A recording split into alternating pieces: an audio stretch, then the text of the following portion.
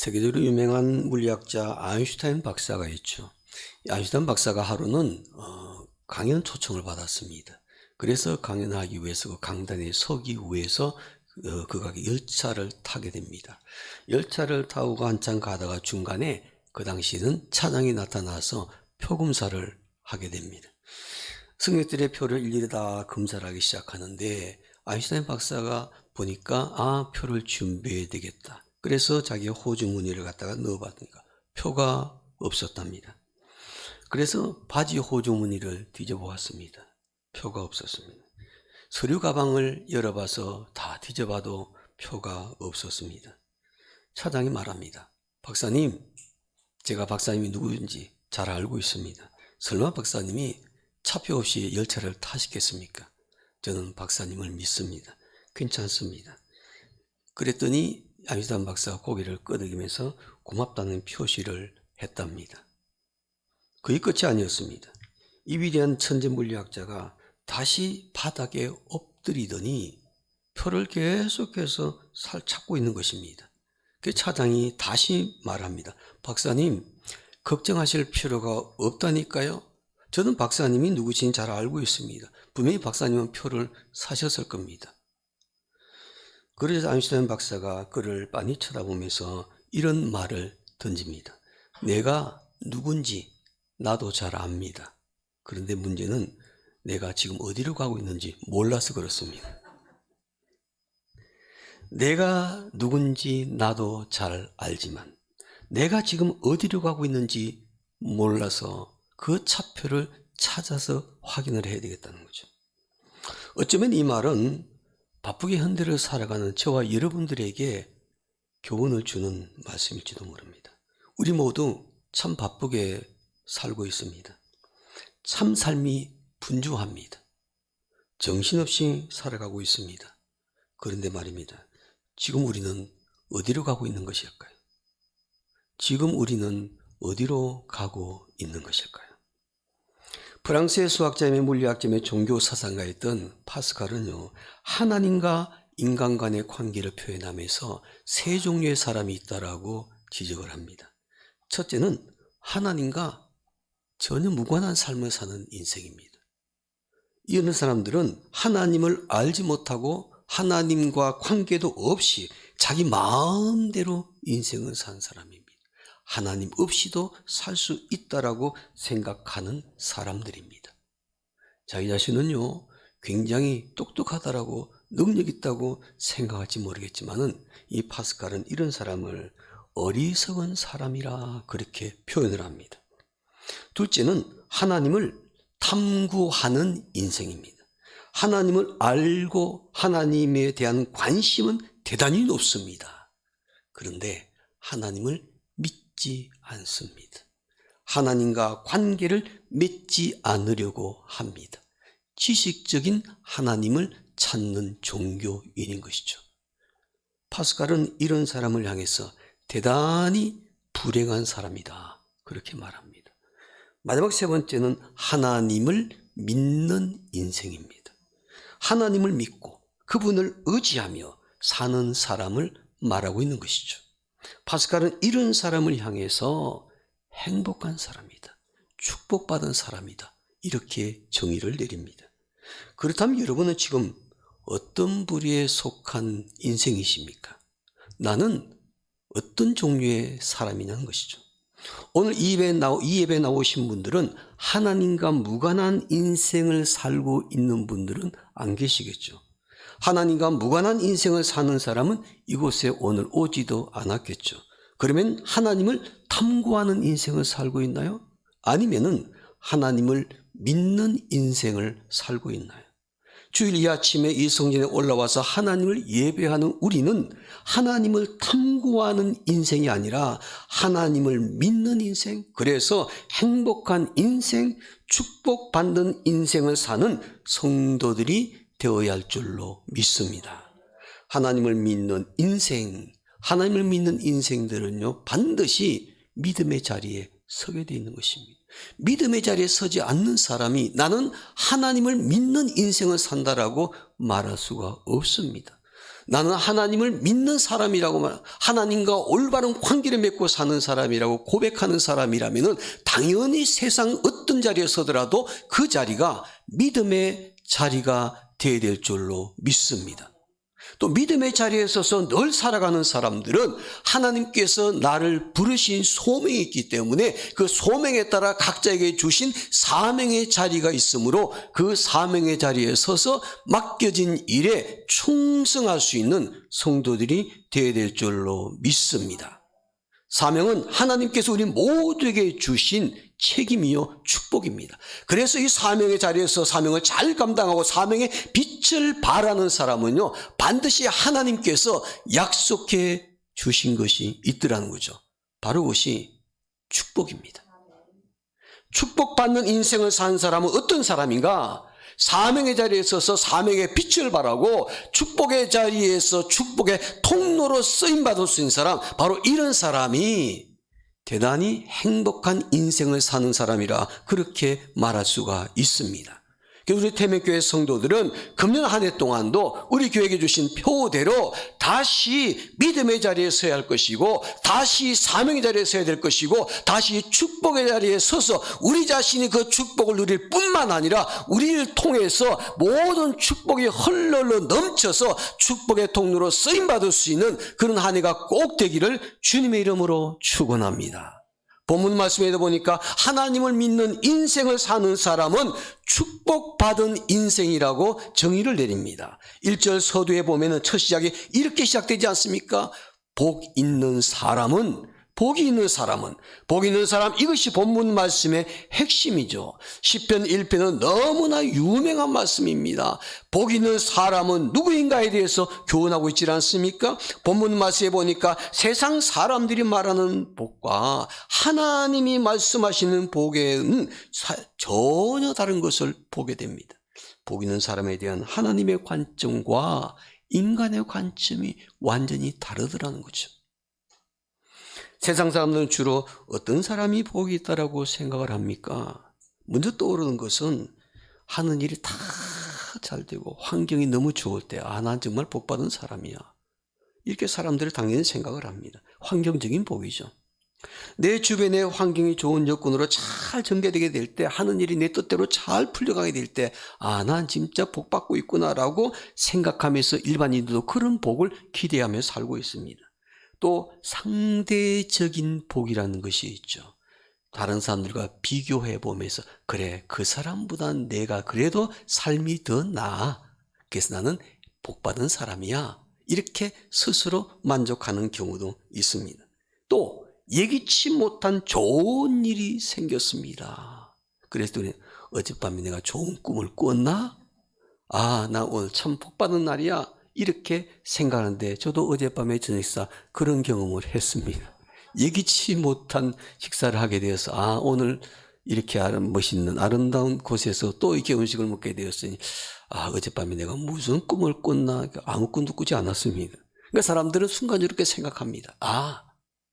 예기치 못한 나에게 좋은 일이 생기게 되면 오늘 내가 복받은 거야? 이렇게 생각하기가 쉽습니다. 복권에 당첨되면 더 말할 것도 없겠죠. 복권이잖아요. 뜻밖의 행운이 찾아왔을 때 그것을 복이라고 생각하는 사람들이 많습니다. 그러나 이것들은 복은 복인데 참된 복이 아닙니다. 성경에는 이것들보다 더 귀한 복이 있다고 말씀하죠.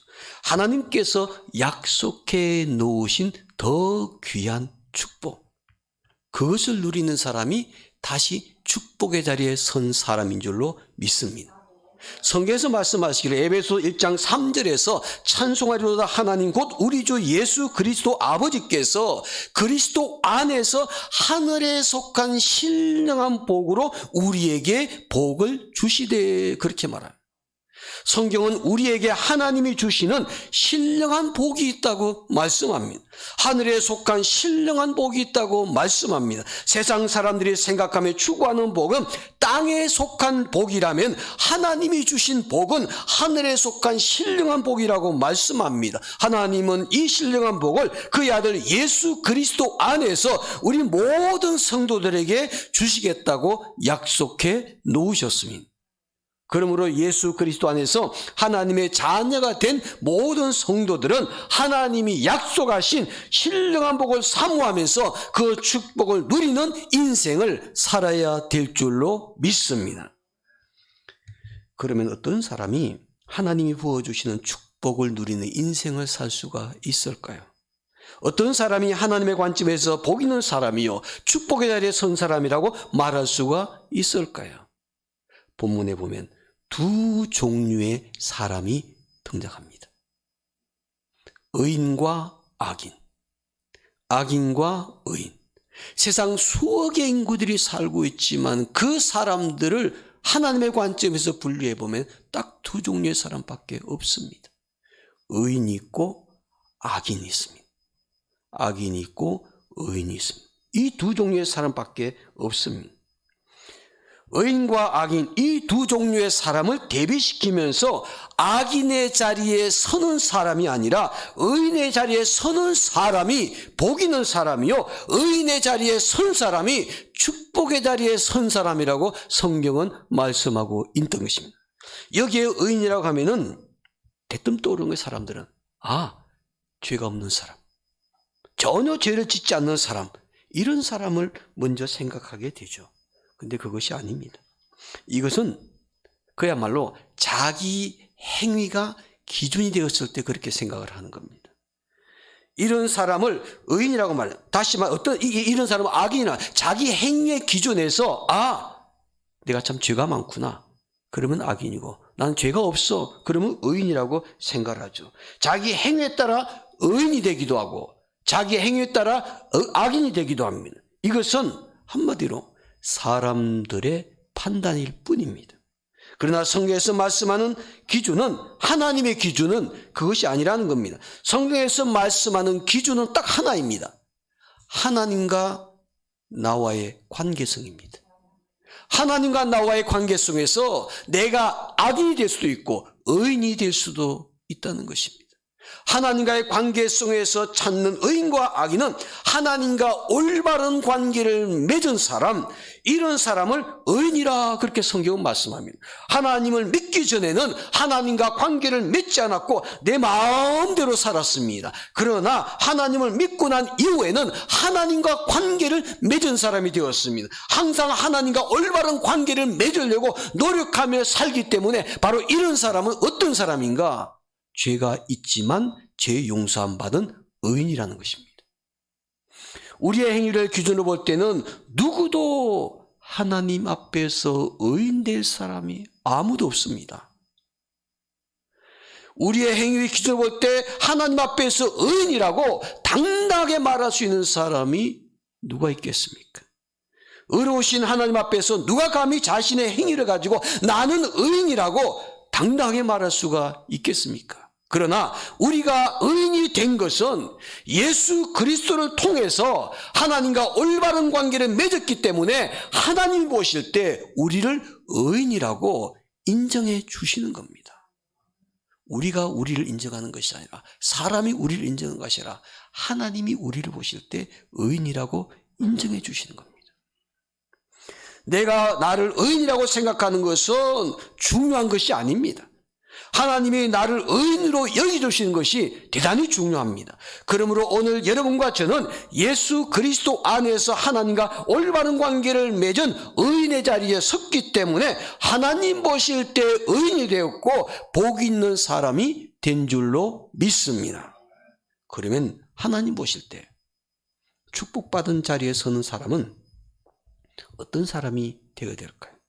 본문을 통해서 다시 축복의 자리에 선 사람이 어떤 사람인지를 우리가 깨달으셔야 됩니다. 첫째로 축복의 자리에 선 사람, 축복의 자리에 서려면 하나님 편에 서는 사람이 되셔야 됩니다. 어떤 사람이 축복의 자리에 설 수 있는가? 하나님 편에 서는 사람이 축복의 자리에 설 수가 있다는 것입니다. 본문 1절 말씀 볼까요? 1절 말씀 다 함께 우리 합독합니다. 복 있는 사람은 악인들의 꾀를 따르지 아니하며 죄인들의 길에 서지 아니하며 오만한 자들의 자리에 앉지 아니하고 본문의 1절입니다. 계속해서 자리에 대해서 말합니다. 복 있는 사람은 악인들을 따르지 않고 죄인들의 길, 죄인들의 자리에 서지 않고 오만한 자리에 앉지 않는다고 말씀하고 있죠. 이 말씀을 한마디로 표현하면 무슨 뜻이겠습니까? 복 있는 사람은 악인의 편에 서지 아니하고 항상 하나님 편에 선다는 것입니다. 우리가 하나님 말씀을 즐거워하고 밤낮으로 묵상하는 이유는 하나님 말씀대로 살기 위해서 아닙니까? 하나님 말씀을 통해서 하나님의 뜻을 깨닫고 그 뜻대로 행하며 살기 위해서입니다. 이것은 악인의 편에 서는 것이 아니라 하나님 편에 서기 위해서 그렇게 노력하며 살던 것입니다. 이것이 바로 다시 축복의 자리에 서는 비결인 줄로 믿습니다. 하나님을 믿기 전에는 세상 사람들의 편에 섰습니다. 세상 편에 섰고 세상 사람들의 편에 섰을 뿐만 아니라 하나님을 믿고 난 이후에는 하나님과 올바른 관계를 맺었기 때문에 항상 하나님 편에 서기 위해서 노력을 합니다. 하나님 편에 서서 하나님 말씀대로 살려고 노력합니다. 우리의 영혼을 오염시키는 세상의 유혹을 거절하면서 하나님 편에 서서 하나님의 뜻대로 행하고 세상 방법이 아니라 하나님 방법대로 살려고 몸부림치는 것이 바로 복 있는 사람의 모습이요 축복의 자리에 선 성도들의 모습인 줄로 믿습니다. 사람은 누구나 하나님께서요 내 편에 서주시기를 원합니다. 여러분 그렇지 않습니까? 우리가 믿음 생활하는 사람이라면 당연히 항상 하나님께서 내 편에 서주기를 원합니다. 그러나 정작 내가 하나님 편에 서 있는가? 여기에 대해서는 그렇게 심각하게 생각을 안 한 것 같습니다. 내가 하나님 편에 서는 것 주저하고 머뭇거리는 신앙인들이 많다는 거죠. 하나님께서 내 편에 서 주시기 때문에 나도 하나님 편에 서는 것을 주저하지 말아야 됩니다.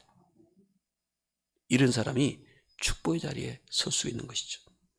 불의 편에 서지 아니하고 의의 편에 서는 사람, 악의 편에 서지 아니하고 선의 편에 서는 사람, 타락한 세상 편에 서지 아니하고 하나님 말씀 따라 하나님 편에 서는 사람, 이런 사람이 바로 축복의 자리에 선 사람입니다. 그러므로 우리는 다시 축복의 자리에 서기 위해서 사람 편이 아니라 세상 편이 아니라 하나님 편에 주님 편에 서는 사람이 되셔야만 합니다. 하나님은 하나님 편에 서는 사람을 반드시 도와주십니다. 하나님은 하나님 편에 서는 사람을 반드시 지켜주십니다. 하나님은 하나님 편에 서는 사람을 반드시 형통케 하십니다.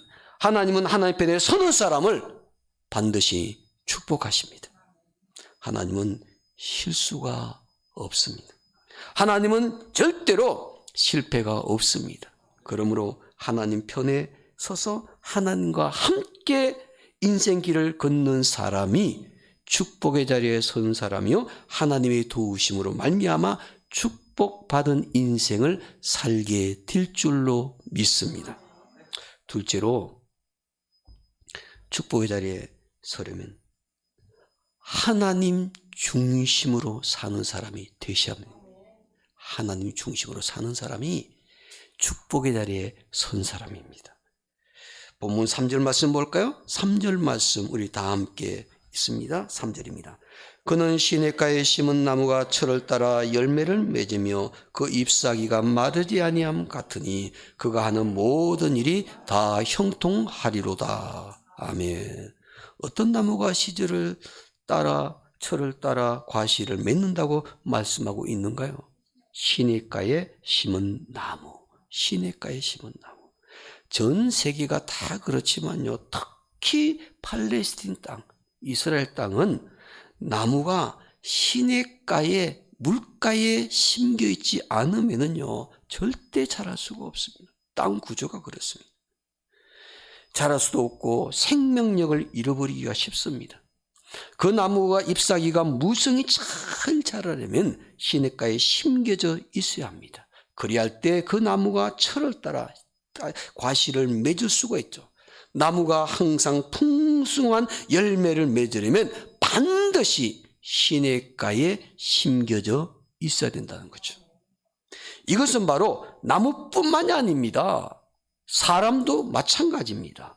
항상 인생 나무가 푸른 빛을 띠고 잎사귀가 무성할 뿐만 아니라 인생 나무가 때가 되어서 성공의 열매를 맺으려면, 축복의 열매를 맺으려면 그 나무는 반드시 시냇가에 심겨져 있어야 된다는 겁니다. 그것이 바로 오늘 읽은 3절 본문의 말씀입니다. 본문에서 시냇가에 심은 나무는 어떤 나무인가? 인생으로 말하면 하나님 중심으로 사는 사람 말합니다. 하나님 말씀 듣고 그 말씀대로 살아감으로써 하나님 중심으로 사는 사람, 이런 사람이 바로 복 있는 사람이요 축복의 자리에 선 사람이라고 말할 수가 있습니다. 인생나무가 항상 푸른 빛을 띠며 잎사귀가 무성하며 철을 따라 풍성한 열매를 맺으려면 하나님 편에 설 뿐만 아니라 항상 하나님 중심으로 사는 사람이 되어야 될 줄로 믿습니다. 구약시대 이스라엘 백성들이 광야 생활할 때 보십시오. 항상 성막 중심으로 살았잖아요. 성막 중심으로 행신하고 성막 중심으로 그들이 저녁에 진을 치고 말이죠. 이것은 성전 중심으로 사는 것인데, 이걸 통해서 뭘 말하냐면 그들에게 광야 40년의 삶이 누구 중심으로 살아야 되냐? 모세 중심으로 사는 것이 아니라는 겁니다. 각 가정의 아버지, 어머니, 부모 중심으로 사는 것이 아니라는 것입니다. 아니면 그 어린 영혼들, 어린아이들의 자녀들의 중심으로 사는 것이 아니라는 것입니다. 모든 사람들이 성막을 중심해서 하나님 중심으로 살라는 것입니다. 하나님 중심으로 사는 사람이 축복의 자리에 선 사람들인 줄로 믿습니다. 그래서 본문의 말씀 끝부분에 보니까 시냇가에 심은 나무, 시냇가에 심겨진 나무, 사람 하나님 중심으로 서는 사람은 어떻게 막 끝에 보니까 그가 하는 모든 일이 다 무엇하리로다? 형통하리로다. 그렇습니다. 하나님 중심으로 사는 사람이 축복의 자리에 선 사람이요 형통한 삶을 살 수가 있다는 겁니다. 항상 하나님 편에 서서 하나님 말씀 듣고 하나님 중심으로 사는 사람이 하나님께서 그 마음을 다스려 주시고 그 사람의 인생을 책임져 주십니다. 그래서 하는 모든 일이 형통해서 인생의 열매를 풍성히 맺을 수 있는 축복의 사람이 되는 것입니다. 하나님 보실 때 축복의 자리에 서는 사람은 어떤 사람이 되어야 할까? 첫째로 하나님 편에 서는 사람이 되어야 되고, 둘째는 하나님 중심으로 사는 사람이 되셔야 되고, 마지막으로 축복의 자리에 서려면 하나님께 인정받는 사람이 되셔야 됩니다. 하나님께 인정받는 사람. 본문 6절 말씀 마지막으로 함께 보겠습니다. 무릇 의인들의 길은 여호와께서 인정하시나 악인들의 길은 망하리로다. 사람들에게 인정받으려고 하는 사람이 있는가 하면 하나님께 인정받으려고 하는 사람이 있죠. 그런데 본문에 보니까 누가 복 있는 사람인가 하면은 하나님께 인정받는 사람이 복 있는 사람이라고 말합니다. 의인들의 길은 하나님께서 인정해 주신다 그러잖아요. 악인들은 하나님이 인정해 주시지 않습니다. 그래서 그들의 종말은 뭡니까? 오늘 보면 망하리로다. 여러분, 이 말씀을 믿는 성도들이라면 악인들이 잘 사는 것 절대 부러워하지 마시기 바랍니다. 악인들이 잘 되는 건 불평하지 마시기 바랍니다. 세상이 거꾸로 돌아간다고 그렇게 생각하지 마시기 바랍니다. 모든 것 하나님 앞에 섰을 때 모든 것이 드러나게 됩니다. 하나님께 인정받는 것, 이것이 우리에게는 얼마나 중요한지 모릅니다. 세계 정치사에서 훌륭한 지도자들이 많이 등장을 했는데 그 중에 한 사람이 윈스턴 처칠입니다.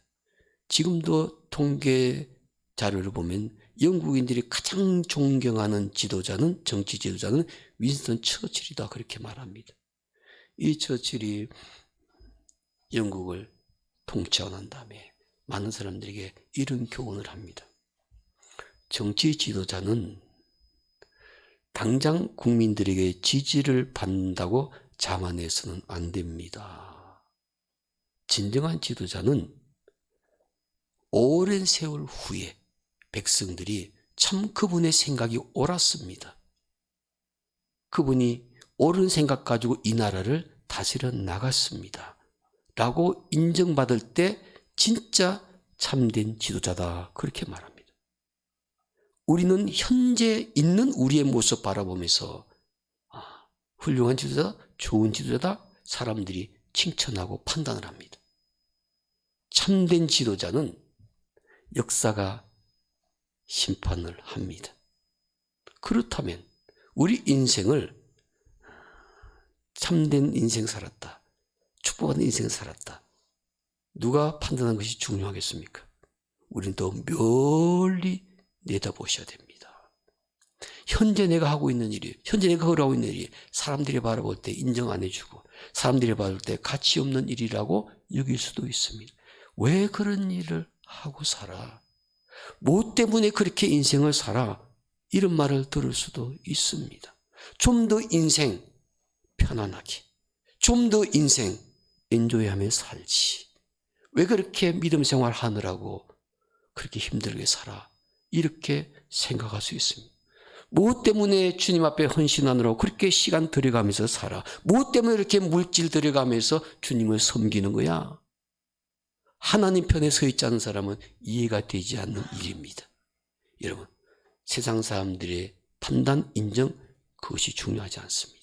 우리의 인생을 판단하실 분은 오직 한 분, 하나님밖에 없습니다. 하나님께서 나의 인생 길을 판단하시기에 하나님 앞에 어떤 모습으로 우리가 서야 될 것인가? 바로 하나님 인정받을 수 있는 사람, 바로 이런 사람이 축복의 자리에 선 사람들인 줄로 믿습니다. 우리 대매교회 모든 성도들, 우리가 전도하기 위해서는 믿지 않는 사람들에게 인정받아야 되셔야 됩니다. 근데 그것이 다가 아닙니다. 멀리 내다보면서 길게는 심호흡을 하면서 장차 하나님 앞에 섰을 때 내가 어떤 사람이냐고 판단받는지, 인정받을 수 있는 것인지 그것을 깊이 생각하면서 매일매일 우리가 최선을 다해서 하나님 편에 서고 하나님 중심으로 삶을 살게 되면 반드시 주님 앞에 인정받을 수 있는 믿음의 사람들이 될 줄로 믿습니다. 영국의 한 작은 마을에 총망이로 소문난 조지와 윌리엄이라는 두 형제가 태어났습니다. 직조공이었던 아버지가요, 이 두 아들을 대단히 자랑스럽게 여기면서 꼭 이들이 성공을 해가지고 우리 가문을 잇는 축복의 가문을 세우기를 원했습니다. 그래서 입버릇처럼 이 두 형제가 똑똑하니까 우리 가문은 축복의 가문으로 세울 수 있을 것이라고 확신을 가지고 형제를 위해서 늘 기도를 했습니다. 아버지는 큰형 조지를 대학에 보내고 윌리엄이라는 둘째 아들은 갑자기 집안 가세가 기울어가지고 공부를 제대로 시킬 수가 없어서 학교를 보내지 못하고 그냥 구두 수선하는 직공으로 일을 하게 만들었습니다. 형과 동생 너무 차이가 나게 되었죠.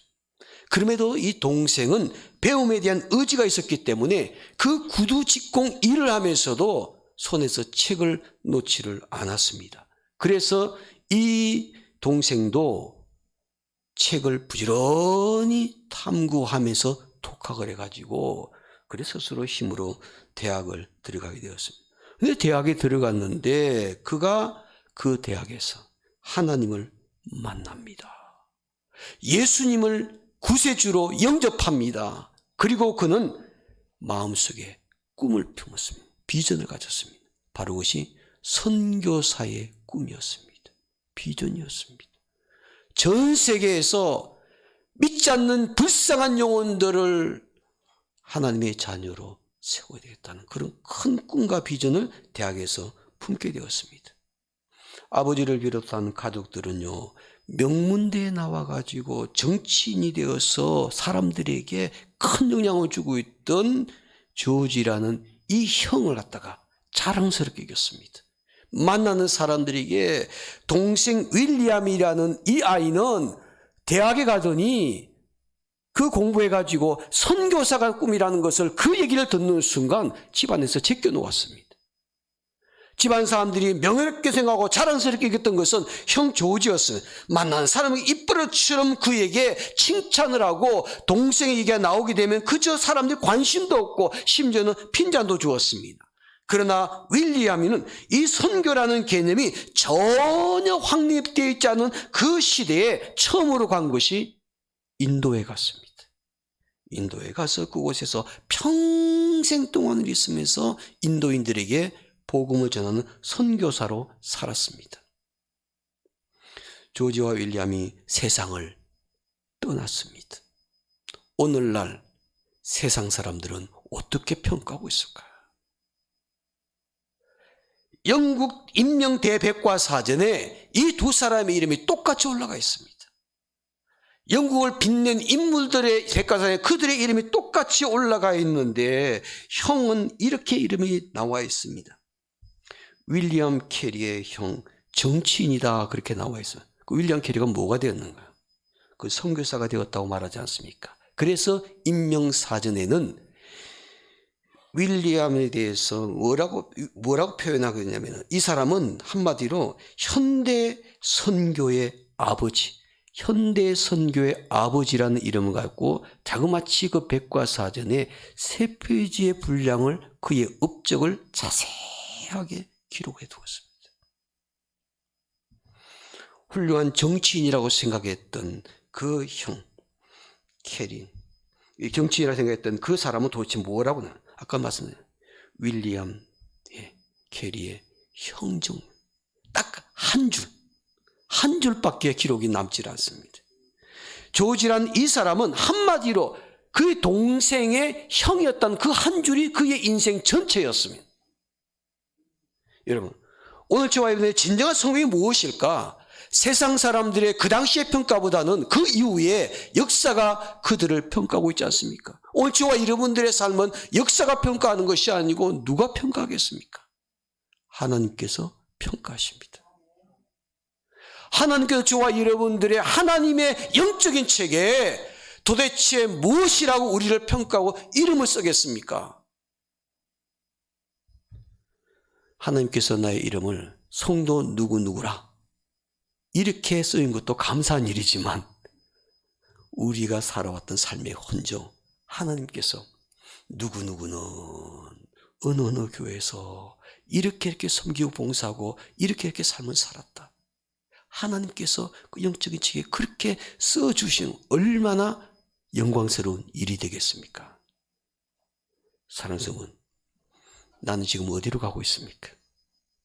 나는 지금 현재 어느 자리에 앉아 있습니까? 어느 자리에 서기를 원하십니까?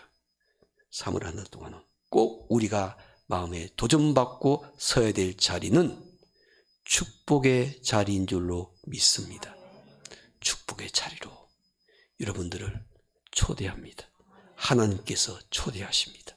3월 한 달 동안 모두가 함께 다시 축복의 자리에 서서 축복의 통로로 쓰임받을 수 있는 축복의 사람들이 다 되시기를 주의 이름으로 축원합니다.